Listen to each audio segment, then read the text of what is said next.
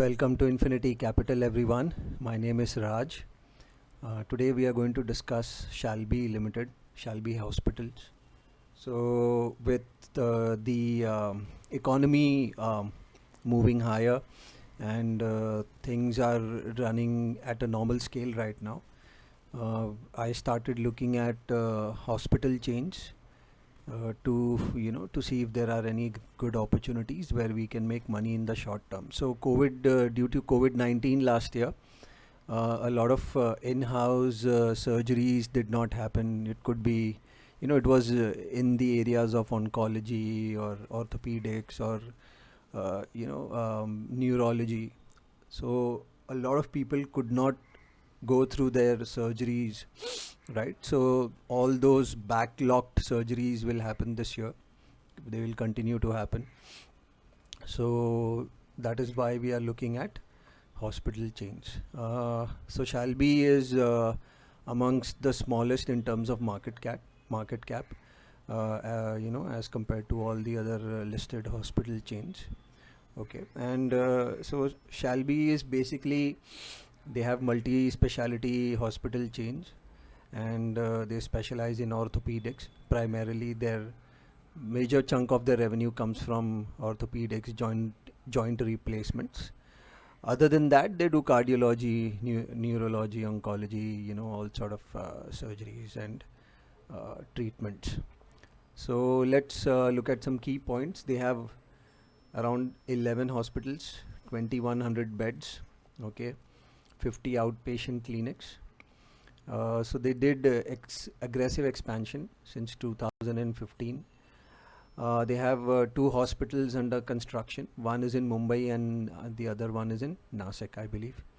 So, taking a lesson from the earlier, asset heavy model where, they used to sort of buy the land, build a hospital on top of it, which was very asset heavy. New asset light models are in place, so the Shalby is also moving into basically a franchisee model where they are planning to set up 50 bed smaller hospitals of 50 beds, all around the country. So they have, I think they have a target of around 50 hospitals in the next 3 years. Occupancy levels are pretty low. If you look at the occupancy levels, they are pretty low for Shalby. So we are hoping that this picks up. Okay. Apart from that, so revenue, 85% of the revenue comes from inpatient, right? So this is the bread and butter for the company. COVID-19 impacted this segment pretty heavily. So we are expecting it to come back. By speciality, it's critical and general care, arthroplasty. This is where they specialize in.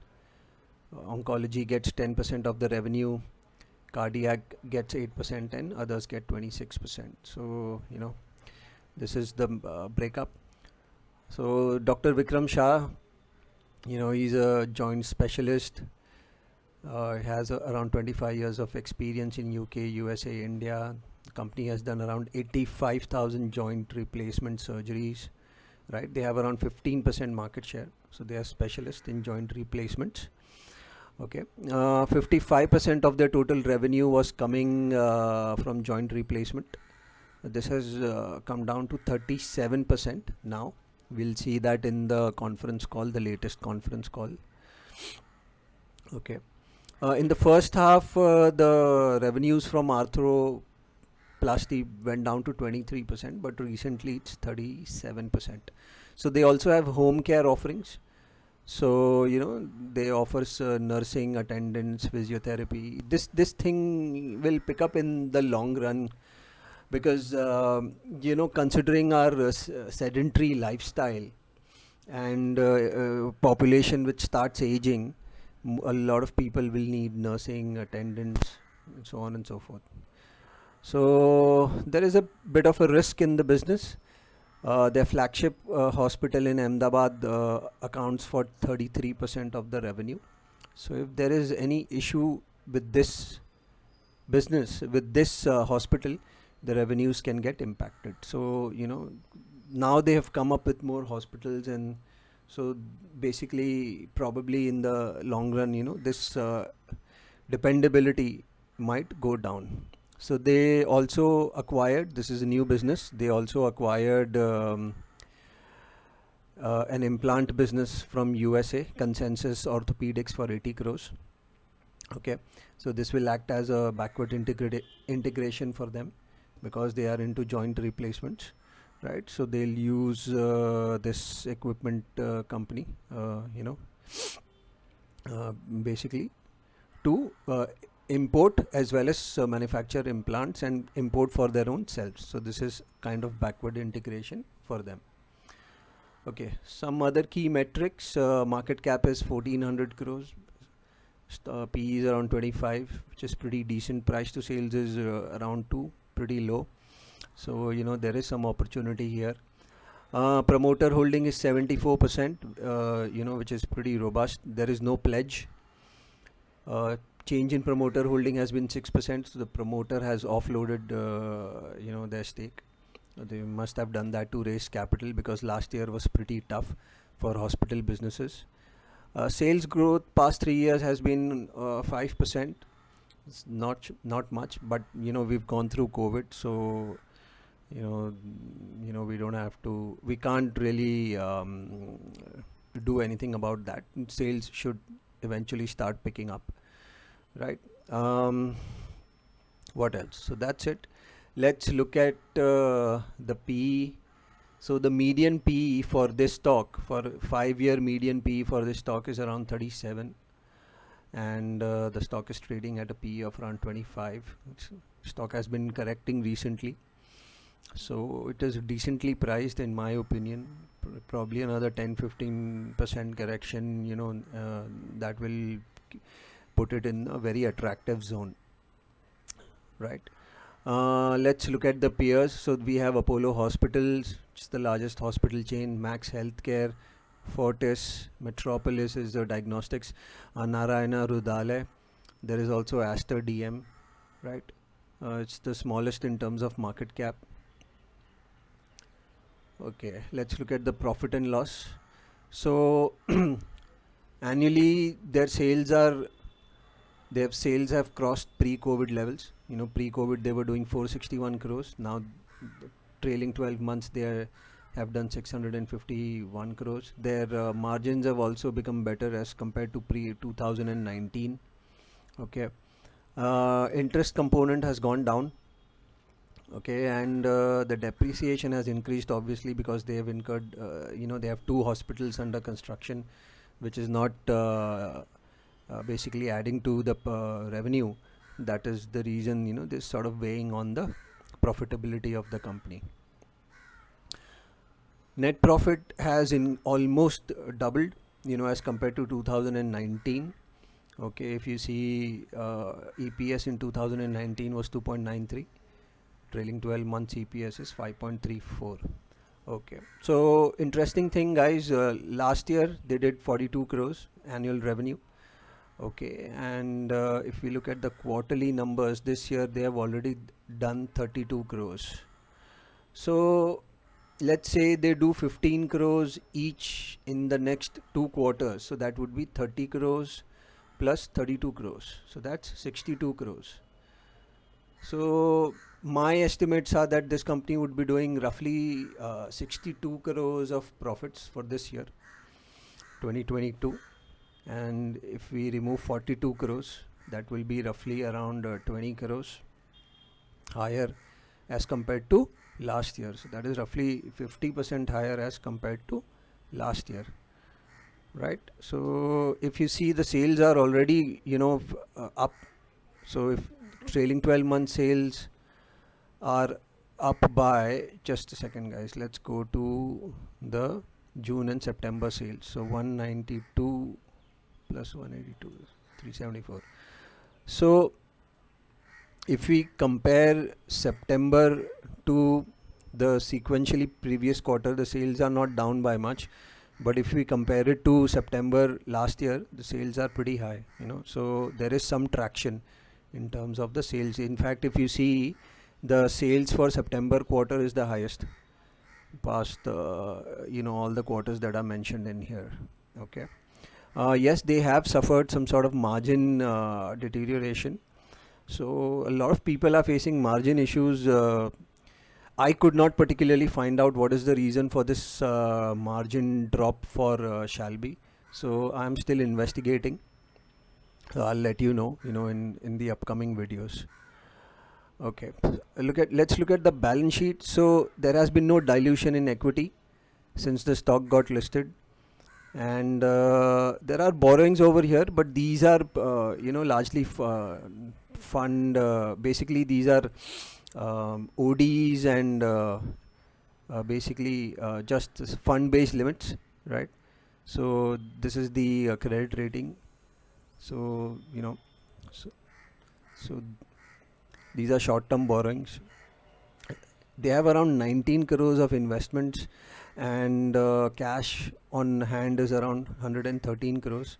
So 134 crores of cash they have, which is pretty good if they are looking to basically do more capex. But they are only currently there are only 2 hospitals that they are working on.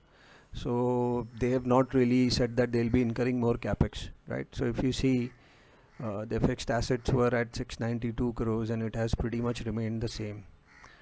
Okay, let's move on to cash flow. So they've been generating good cash flows over since they got listed. So this year they have 84 crores of cash flow from operations. So this will be substantial, for their working capital, as well as if they want to do any capex in the future.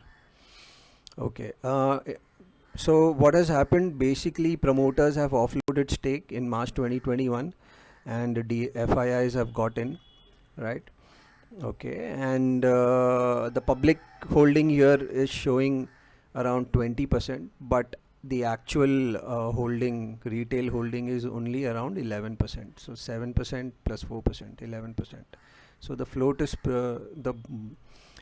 it's a low float stock because retail is not holding much. To see, I like to see promoter and institutions holding most of the stake in the company, because if retail is holding more shares, if the stock goes up by 15-20% or 10%, retail starts selling, so that creates sort of a supply in the stock, selling pressure in the stock. So let's move on now. We are going to look at the credit rating of the company. So they have roughly around 228 crores of so basically they have unallocated limits of around 31 crores, non-fund based limits, so letter of credit, term loan of around 39 crores, and ODs. So this is the only loan that they have. It's a term loan which has actually gone down. So they don't have any substantial borrowings. That is the reason we saw that if you look over here, the interest component has gone down. Okay. So let's look at what the credit rating has to say. So there has been strong revenue growth in Q1 FY22. Okay, and apart from that, we also saw that they've done an acquisition of an implant and joint manufacturing company, right? So that is the new business, and it also helps in backward integration. Okay, so which are the states that they are operating in? Gujarat, Madhya Pradesh, Maharashtra, Punjab, Rajasthan. All right, and apart from that, what are the credit rating strengths of the company? So experienced management, they have a strong track record of around 25 years. The average experience is more than 10 years of the senior management. So they have dominance in arthroplasty, joint replacement. They have around 15% market share, right? So that is their dominance and their key strength. They've been there has been diversification. So earlier they used to depend highly on arthroplasty, but now they have decent amount of revenue coming in from oncology and other treatments. Okay, what are the challenges? So basically lower occupancy levels, their occupancy levels are at 35, 38%. If this can go higher, then the revenues can start coming in at a very higher clip. Plus, they have two hospitals which are under construction, so that will also help. High dependence on flagship hospital, the one in Ahmedabad, as we talked about earlier, right? So 24% of the total revenue, 36% of the total operating profit came from there in 2021. So with more hospitals coming up, the dependability on this one hospital will go down. So they've done aggressive expansion, so we'll see if it's going to be fruitful in the near future. There is always a risk because the attrition of doctors. So if the key doctors leave the company, then that is the risk that exists in this company. And ability to profitably scale up and turn around the new businesses. So basically, if they could not turn around the business or manage the business well, so that's that's when the credit rating might get affected. Let's look at the conference call. Okay, so some key points in the conference call that I came through. So just a second, guys. All right, so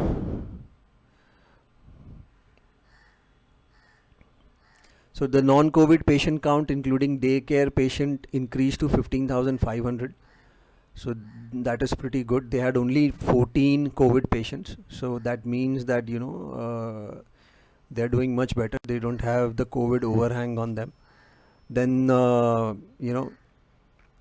core growth strategy, further strengthening an existing hospital business, roll out franchisee model. So they are working on a franchisee model and turnaround of our orthopedic implant businesses, right? So it's the implant manufacturing business that they've acquired, right?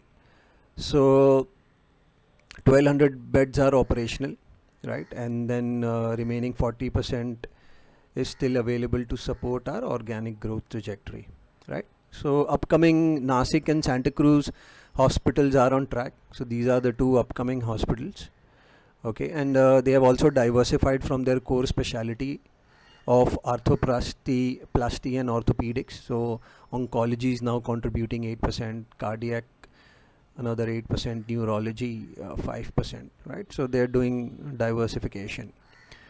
So they are working on a one of a kind franchisee model, right? So they'll be basically looking to set up 50 franchisee hospitals in the next 3 years, and these will be smaller hospitals, roughly around 50 bed hospitals. They have recently started their first franchisee owned and franchisee operated hospital in Udaipur, Rajasthan. So they are working on two models. One is franchisee owned, franchisee operated, and the other is franchisee owned, shall be operated. So franchisee owned, shall be operated will have less margins for them, because they'll have to take care of the operational activities, and also if it's a franchisee owned, shall be operated, so basically all the revenue will come on Shalby's books, and then they will be paying off the franchisee. But on a franchisee owned, franchisee operated model, they just get a cut from the franchisee, which is more better for Shalby, in my opinion. So they don't have to go through the whole process of managing it themselves. So they just lend their expertise to them and they manage it by themselves. So this recent acquisition that they did, they have appointed Daniel Hayes, the original founder of Consensus, as the CEO of that company, right? And the priority of this is to re-establish market presence and revenue base in core markets of USA, Japan, and parts of Latin America. So USA, Japan, they have the highest number of aged citizens, and these are the type of citizens who need arthroplasty and joint replacements, considering the fact that US population is on the there are more obese people, so they need more joint replacements. This trend is equally picking up in India as well, guys. So plus they want to focus on Asia, like India, Indonesia, Philippines, Bangladesh, and Shalby has an in-house thing, because they do roughly around 10,000 operations every year for joint replacement, so they'll be consuming this 10,000 implants themselves, right? Okay. Apart from that, total surgeries that they did was 6,190, in quarter 2, as compared to 5,000 surgeries, earlier pre-COVID. So the surgeries are already above pre-COVID level, and orthopedics are contributing to 37% to the revenue, right? So they still have dependency on the orthopedics. If that goes down, then the basically the dependability on that will fall. That will be good in terms of diversification, right? So that's about it, guys. Do read the conference call if you want to do more in-depth analysis of the company. Let's quickly go to the charts. Okay, so the stock got listed in December 2017, post which it fell by around 85%. It made a quick recovery post the COVID fall, and now it's basically started falling again. So if you see, the stock was trading in this range, and then it fell. So when the stock came back into this level, it has faced supply, and then the stock is falling. But the stock is falling on very low volume. So I see that it can turn around from here. Stock falling on low volume is not a bad thing. Falling on heavy volume means distribution. So what sort of opportunities can we look at? So basically, I have entered the stock at around 180 levels. Okay, so I have taken 1/3 position, and I have added more at around 146. Stock is falling continuously, but the volume is pretty low, so I'm not much worried about that. Plus, the overall market conditions are also not good right now. There has been a 13 to 14% correction in mid and small cap indexes, so it's pretty normal for a stock to fall. So overall, if you see, the stock has down 37% from its recent high, okay, which is pretty all right. So what are we looking to do? So we are already building position, and I'm looking to add more. So I'm waiting for this fall to end, and once it starts turning around, then I will add to my position. So what sort of targets am I looking at? So basically, if we come here and look at the charts, the PE ratio, the median PE for this stock is 37. Let's look at Narayana Hrudayalaya. So Narayana Hrudayalaya is quoting at a PE of 42. Okay. Fortis is quoting a PE of 78. That's too high. Fortis has other issues also. Max Healthcare PE is too high, but all these stocks, they are quoting a pretty hospital stocks. They are quoting a pretty steep PE. So Shalby is trading at a very nominal PE right now. Even if it reaches its median PE of 37, 38, so with an annual EPS of 5.34, we can expect the stock to go to at least 200 rupees. Plus we see that the the revenue is already picking up. So if the revenue picks up more traction, we can see more profitability coming into this stock. So we can expect a good 40 to 50% rise from here, from these levels in Shalby. And we will wait for the next couple of quarters to see what sort of revenue and profitability is coming in. So currently I am looking to accumulate the stock. Once the fall stops, we will be looking to accumulate the stock. Once it starts turning around, we'll be buying more. So currently we have a position between once we bought at 180, we've bought at 145, 148. We'll be looking to add more. So this was the analysis, guys.